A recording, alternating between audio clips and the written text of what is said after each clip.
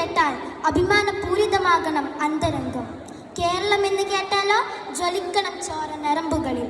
രാജ്യമെങ്ങും ത്രിവർണ പതാക വാനോളം ഉയരുമ്പോൾ വേഷത്തിൻ്റെയും ഭാഷയുടെയും ജാതി മതഭേദമന്യേ അതിർത്തികൾ മറന്ന് ഓരോ ഭാരതീയനും അഭിമാനത്തിൻ്റെ കൊടുമുടിയിലെത്തുന്ന നിമിഷം.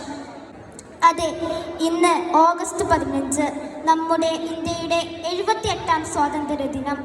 നൂറ്റാണ്ടുകളോളം നമ്മെ അടക്കി ഭരിക്കുകയും അടിച്ചമർത്തുകയും ചൂഷണം ചെയ്യുകയും ചെയ്തവരോട് അവധിയില്ലാത്ത പോരാട്ടങ്ങൾക്കൊടുവിലാണ് സ്വാതന്ത്ര്യം നമുക്ക് അനുഭവിക്കാൻ കഴിഞ്ഞത്. സ്വാതന്ത്ര്യം അമൃതമാണ്. ജാതിയും മതവും നിറവും മണവും മറന്ന് മനുഷ്യർ ഒരുമിച്ചാണ് സ്വാതന്ത്ര്യത്തിൻ്റെ വേലിക്കെട്ടുകൾ മറികടന്നത്. നാം ഇന്ന് അനുഭവിക്കുന്ന സ്വാതന്ത്ര്യം അനേകം പുണ്യാത്മാക്കളുടെ കഠിനാധ്വാനത്തിൻ്റെ ഫലമാണെന്ന് നാം ഒരിക്കലും വിസ്മരിക്കരുത്. രാഷ്ട്രപിതാവ് മഹാത്മാഗാന്ധിയും നേതാജി സുഭാഷ് ചന്ദ്രബോസും ജവഹർലാൽ നെഹ്റുവിൻ്റെയും ഓർമ്മകൾക്ക് മുമ്പിൽ നമുക്ക് പ്രണാമമർപ്പിക്കാം.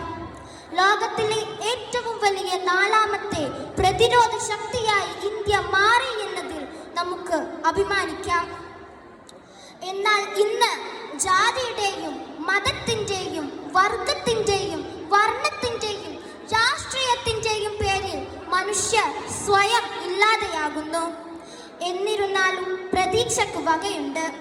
ഉരുൾപൊട്ടലിൽ ഒരു ഗ്രാമമൊട്ടാകെ ഒലിച്ചു പോയപ്പോൾ ദുരന്തം നടന്ന 1ാം നാൾ മുതൽ ജാതി മതഭേദമന്യേ എല്ലാം മറന്ന് മനുഷ്യനെന്ന ഒറ്റ വികാരത്തിന്റെ പുറത്ത് ദുരന്തം അനുഭവിക്കുന്നവർക്ക് സഹായഹസ്തവുമായി വന്ന ആ മനുഷ്യരെക്കാൾ വിലമതിക്കുന്ന ഒന്ന് ഇന്ന് ഈ ലോകത്ത് ഇല്ലതാനും.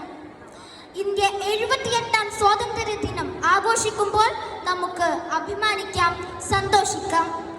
ഇന്ത്യ എൻ്റെ രാജ്യമാണ്, എല്ലാ ഇന്ത്യക്കാരും എൻ്റെ സഹോദരി സഹോദരന്മാരാണ് എന്ന വാക്യം ഹൃദയത്തിലേക്ക് പറയാൻ നമുക്ക് സാധിക്കണം. ഭാരതത്തോടുള്ള സ്നേഹം വാക്കുകളിൽ നിന്നും പ്രവൃത്തിയിലേക്ക് കടന്നു വരണം. പരസ്പരം സ്നേഹിക്കുന്ന സഹായിക്കുന്ന ഭാരതത്തിനായി നമുക്ക് പരിശ്രമിക്കാം. സ്നേഹത്തിൽ നിന്നൊതിക്കുന്നു ലോകം, സ്നേഹത്താൽ വൃത്തി തേടുന്നു എന്ന കവിവാക്യം ഓർമ്മിച്ചുകൊണ്ട് ഞാൻ എൻ്റെ വാക്കുകൾ നിർത്തുന്നു. നന്ദി, നമസ്കാരം, ജയ് ഹിന്ദ്.